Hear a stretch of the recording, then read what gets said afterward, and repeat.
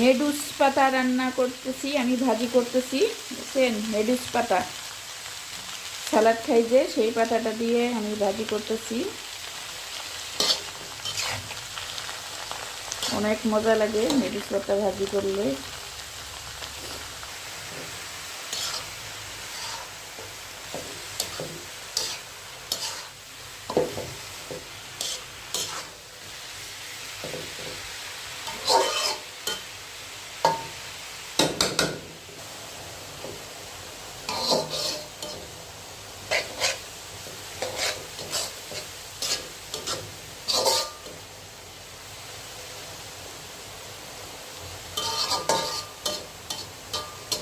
ভাজি হয়ে গেল নেডুস পাতা ভাজি, সেই মজা নেডুস পাতা ভাজি। সবাই খেয়ে দেখবেন কেমন লাগে। আমার পাশে থাকবেন। আল্লাহ হাফেজ।